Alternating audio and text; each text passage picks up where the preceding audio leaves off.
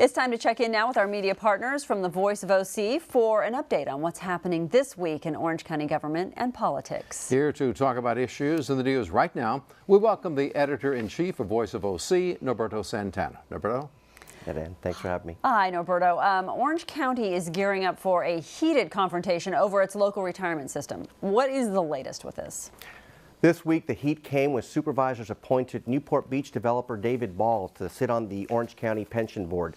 Now, labor and some city officials protested, and there's even talk that given all the heat in Orange County, some agencies like the Superior Court could be headed out of the local pension system and moving them to the state, arguing that Orange County's rates are getting out of hand. They're mainly fueled by political ideology. Now, this week, the argument was whether cities that are increasingly contracting with the county for public safety services should be represented on the retirement board. Now, as the system's unfunded liability, which is again a measurement of the gap between promised benefits and the revenues identified to fund them over the next 3 decades, as that continues to grow from about $1 billion in 2004 to $5.7 billion today, it's creating issues. Now, the size of the unfunded liability, again fueled by benefit increases, investment losses, and actuarial changes, has a huge impact on the annual payments that are required from cities and counties to fund the pension system.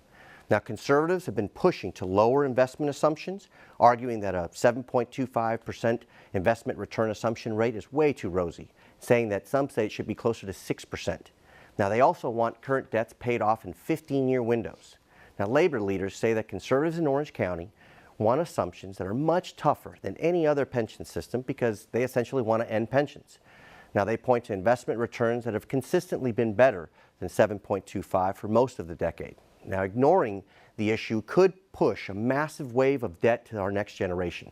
Now, going overboard could also push some cities into bankruptcy. So it's a tight issue we'll keep an eye on. Yeah. Okay, it looks like Orange County is moving to adopt policies that would speed up the destruction of potentially dangerous dogs.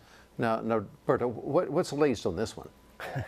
This week, County Supervisor Todd Spitzer started asking why these types of dogs, which are captured at the local animal shelter, aren't just killed instead of being sent back to their owners. Now, that started a huge debate, which has resulted in county officials moving to adopt a policy that could kill first when it comes to potentially dangerous or vicious animals and ask questions later.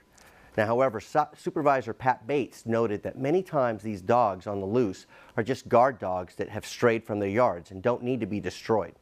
Now, county staff is looking into the issue, and it'll be revisited next week at the Board of Supervisors. All right, in Garden Grove, there seems to be a dust-up over how the mayor's son got into the fire department. What's that all about?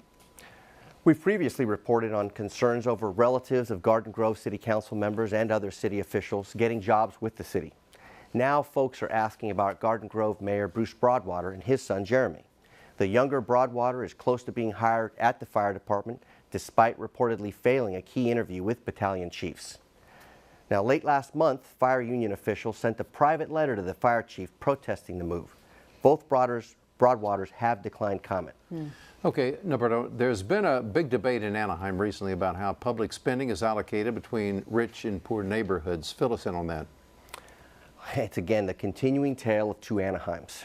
The argument in the fight to establish council districts in Anaheim has always been that there's two governments in Anaheim when it comes to services. The wealthier hills get parks, community centers, libraries. The Central Valley, in turn, mainly gets cops and much less of amenities like libraries and parks. Now, the activist group Accord recently produced a report detailing some really stark figures. Now, Accord's study found that Anaheim Hills has, for example, 1.8 libraries and 1.8 community centers per 50,000 residents, while the Flatlands only get about 0.8 libraries and 1 community center for 50,000 residents. Now, perhaps the starkest difference, according to that Accord study, was the amount of parkland available to residents in affluent neighborhoods compared to those in working class areas. Now, Anaheim Hills, for example, enjoys 207.5 acres of parkland per 50,000 residents, while there are only 59.1 acres for every 50,000 residents in the Flatlands. Now, last month, Anaheim City Council majority fired back with a study of their own, which shows that those services are about equal. Now, the city's calculations include such costs as police and fire calls for service, community services, public utilities, public works, and more. They show that the per capita spending is nearly even for each district. Now, the city study also shows that between 2005 and 2012, The city's central district received the most spending per capita on capital projects such as libraries, parks, and community centers.